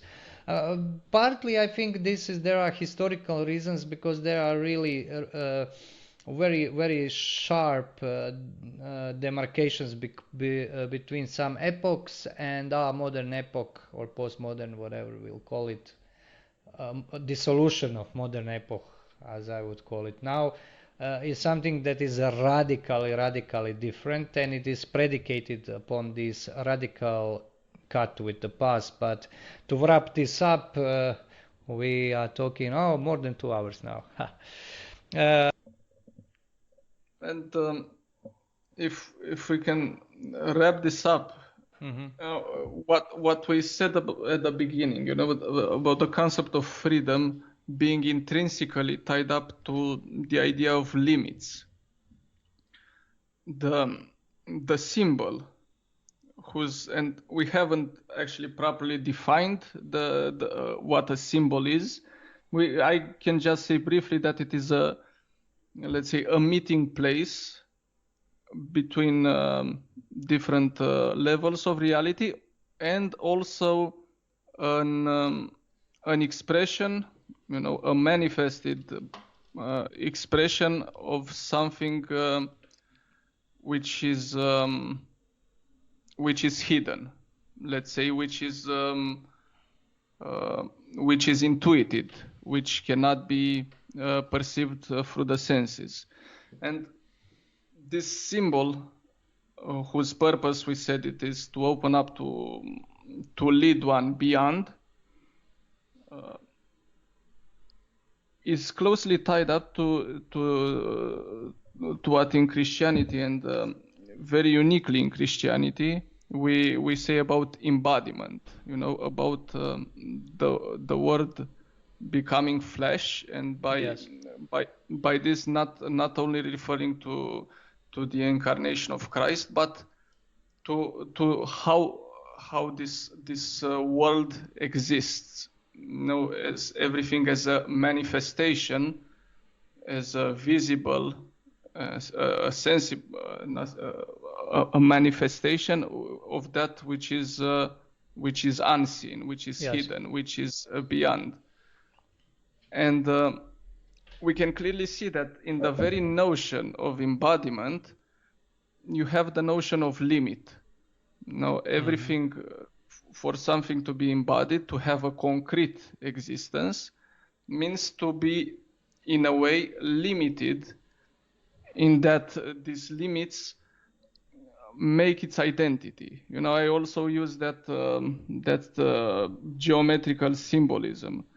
Like you have a triangle, a square, a circle, whatever, and its very outline practically defines its identity. So the lines which make out the triangle defines it as being a triangle rather than a square.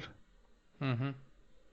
If you are getting so. Yes. Practically, these limits which you are talking about, like I said at the beginning, are not negative limits in that they constrict, they restrict movement and freedom, but rather they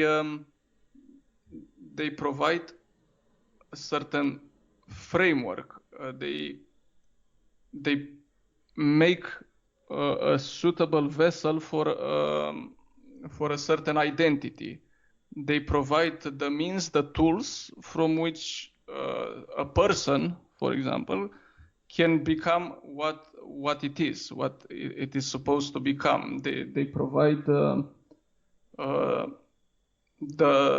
possibility of realizing oneself, so to speak, of achieving one's purpose. Mm-hmm. And this is how freedom is traditionally defined. The freedom, one is free when one is able to achieve one's purpose, to understand oneself, to be that which he was created to become. Yes, and now we have the opposite situation, it would seem, but as we can see, restrictions seem to be something people are, after all, looking for. I think that might be one of the reasons why there is such an acceptance, for instance, of these measures we have in the West. I'm not talking absolutely here, of course. But in the sense that there are a lot of people who would, even in the situation when it would all be shown to be clearly absurd, that would be craving for this kind of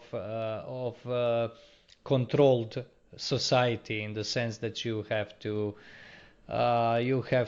constrain your behavior.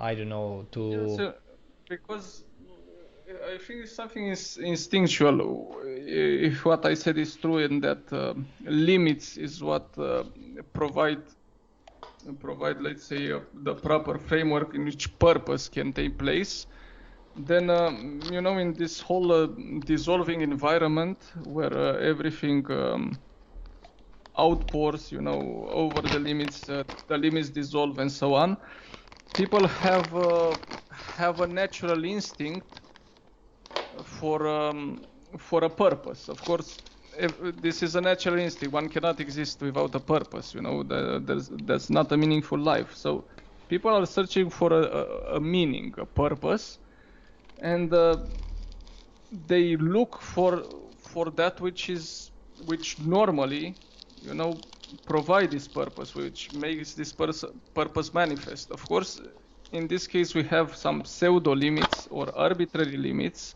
which provide a pseudo purpose. But people are looking for something like this instinctually. No matter how absurd, all these restrictions are, they provide some people with a sense of purpose. We have an objective. We have an objective to fight against the virus. We have an objective to hunt down people who are dissidents, the heretics, let's say. Mm-hmm. So I think this is one reason.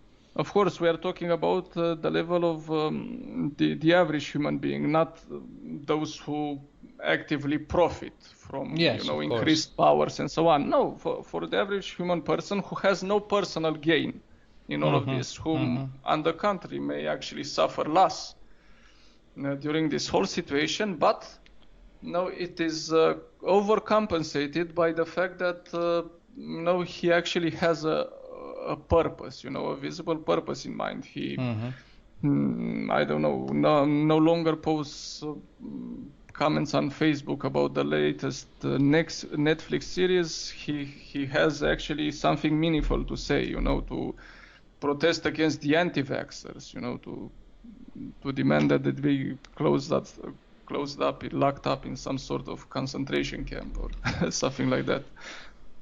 Yeah, and to wrap it up, I mean, this tendency, what you're talking about, is always present at all times.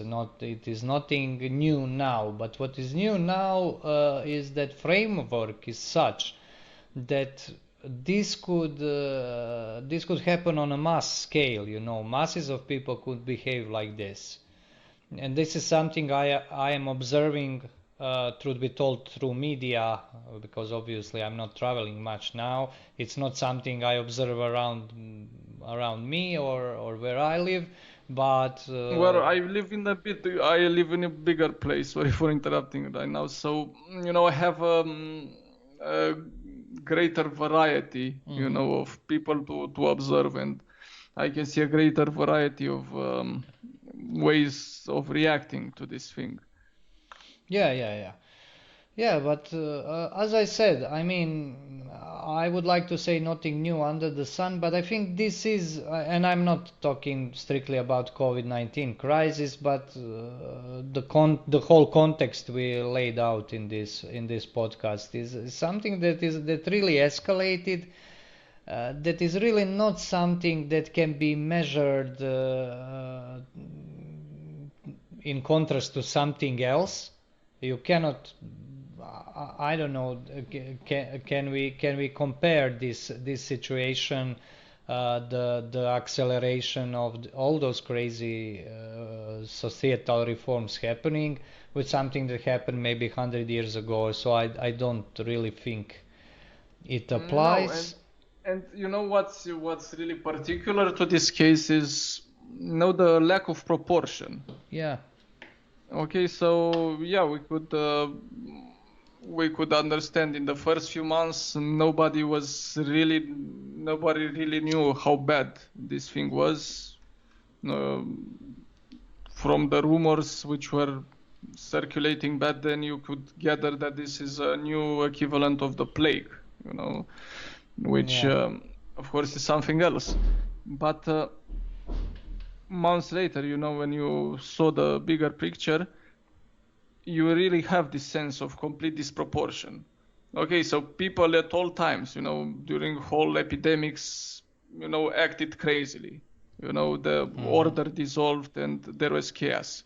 But we were talking about epidemics which killed off, 70% of the population. Yeah. The bubonic plague or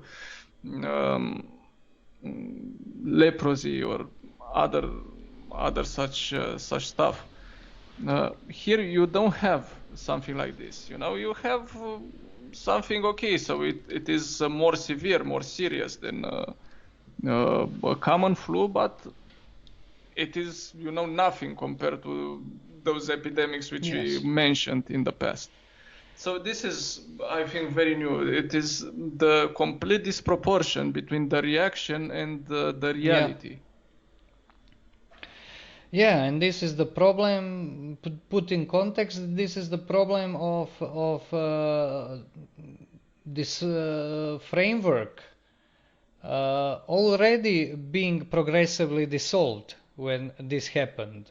A societal framework, or what we could call as common sense. So it landed on fertile ground for all kinds of very, very strange developments. Maybe in the future we'll see. I'm not one to predict anything. Maybe this will blow off and, as is wont in our day and age, probably be forgotten very, very quickly. But as we stand now, this really looks like a case of mass hysteria of a kind, although with some implications, such as that falling back to normalcy from this new normal is not something I expect, in the sense that it will be falling back to some kind of social stability, because this was already lost.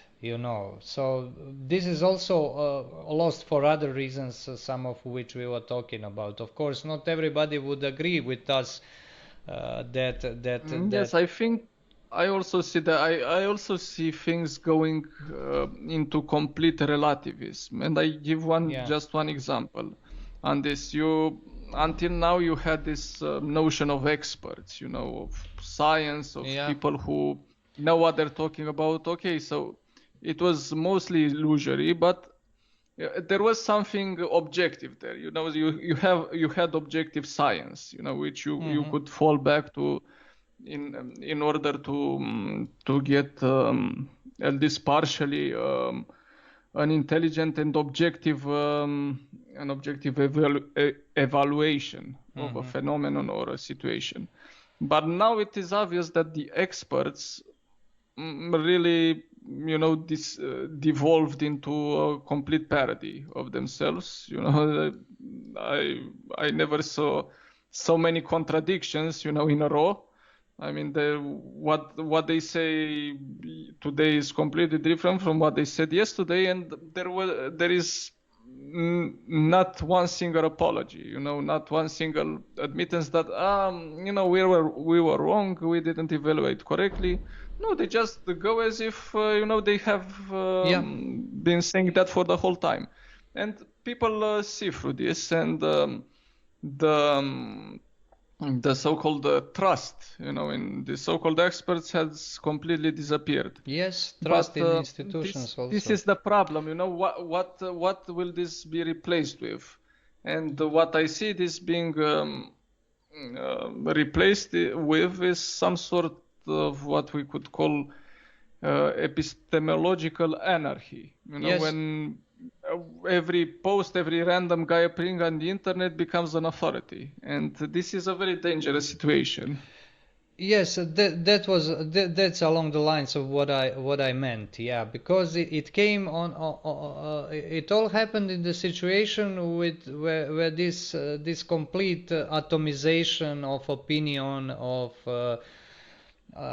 morality of everything was in high gear for a long time, and then you have this situation that is a test of institutions, basically test of science also, and it's progressively failing. At least public image is that it is failing at it.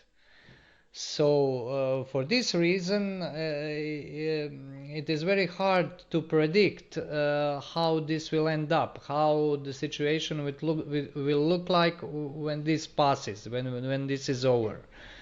So I don't think things will get back really to what they were before. 100%. It's not that kind of situation like it used to be when you understand life as a kind of succession of bad times and good times, dangerous times, times of peace, times of war. This is a constant flux, chaotic flux that where you have nothing to fall back to. Yeah. So I wish I could I could say something optimistic. Not that I am pessimist. I mean, optimist and pessimist are very relative terms. I mean, today optimist is somebody who thinks that politics, as is understood today, is something that should succeed. I don't think it should succeed, although I don't have in my mind any alternative to it. Well, one thing I want to add, because even some people which we talk about and we follow promote a certain let's say counter reaction which is highly unproductive. For example, there exists this notion that we not only this madness needs to be over, but we also need to exact revenge, on the ones who brought this about. Okay, and I can agree. Some people really need to be removed from office. In some cases where it can be shown that from the legal point of view, there were serious breaches. Handcuffs would need to sound a little. No, I have no problem with this. But the point is, continuing this spirit of tension, which exists today, and promoting it from the other angle, from the other side, can only lead to further destruction. Yes. What we need now in this situation is to calm down and not resort to you see, I was right the whole time, you're an idiot, you're an imbecile. Okay, we all make mistakes, but we really need a reconciliation, both in ourselves and between people, because otherwise the situation will only get worse, and there will be other pretexts for more division, and other things will be set on fire and so on. So this is what we would need, something which happened in Athens, in ancient Athens, after the rule of the 30 tyrants, at the end of the Peloponnesian War. They made this decree: whatever somebody did, during that reign is from this day on forgotten. He cannot be accused, based on that. I'm not saying something as radical as that. Like I said, when there were legal problems and so on, they should be taken care of, and some people removed from office and so on. But at the level of society, connection with people, we really need to, let's say, forget whatever arguments, whatever, fights, whatever words were said during this time. Otherwise, like I said, it will only get worse. Other pretexts for fighting, for infighting, for divisions will come about, and I really think that we will be thrown in some sort of chaos.